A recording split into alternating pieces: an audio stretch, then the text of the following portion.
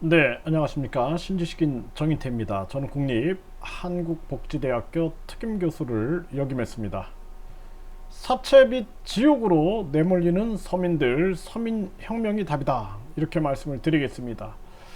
네, 이제 결국에는 은행 이자들이 올라가고 또 여러 가지 조건들을 까다롭게 하면서 돈 없고 힘없는 그러한 서민들이 사채빚 지옥으로 내몰리는 그러한 상황이 되고 있는 것입니다.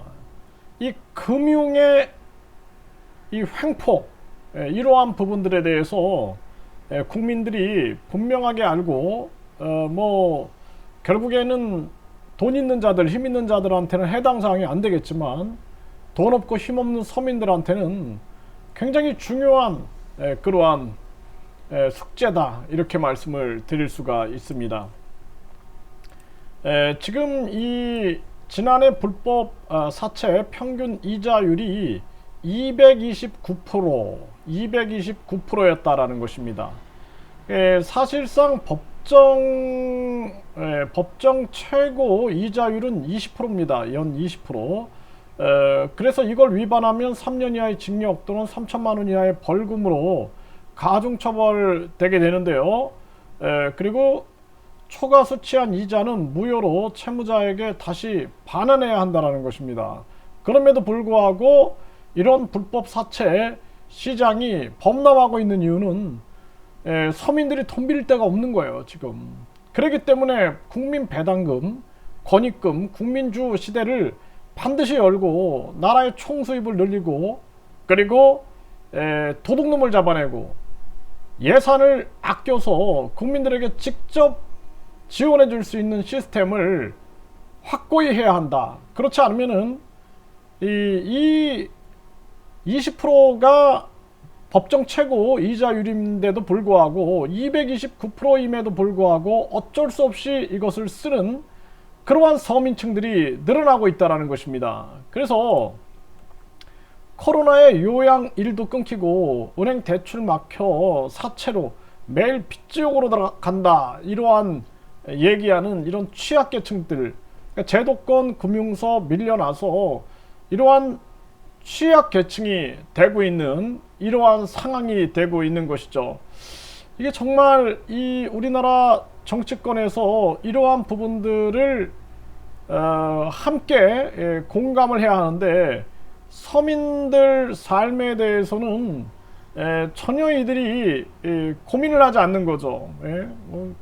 고액의 연봉을 받고 국회의원들이 1억 5천 또 후원금으로 1억 3천에서 1억 6천을 받고 정당 지원금 연 460억 정도 받고 선거 전에 선거 지원금 460억 받고 선거 끝나면은 전 지방선거는 3,200억에 또 지원금을 받고 또 받고 또 받고 또 받고 계속 받다 보니까 절대로 서민들의 삶을 이해하지 못하는 것입니다.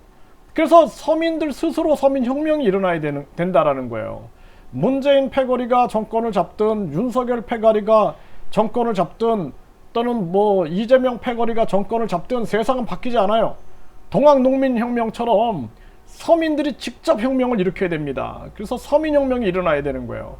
그래서 서민들이 스스로 이젠 도저히 못 살겠다, 스스로 정당을 만들고 스스로 뭉쳐서 제3지대의 국민주권당을 만들고 스스로 힘을 모아서 먹고 살기 힘드니까 인터넷 당 형태로 운영해가지고 철저하게 시간과 공간을 초월해서 목소리를 내야 된다, 이렇게 말씀을 드릴 수밖에 없습니다.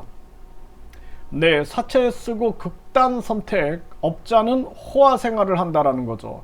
이들은 아주 악랄한 수법을 사용하고 심지어는 여성들에게는 성착취를 하는 거죠. 성착취. 그래서 돈을 낼 수 없으면 성을 착취하겠다, 이런 식으로 여성들에게 접근하고 또는 미혼모들을 괴롭히고 뿐만 아니라 청소년들한테까지도 접근해가지고 연 1000%의 이자를 요구하면서 청소년들을 압박하기도 한다라는 것입니다. 이게 얼마나 심각한 일입니까? 그래서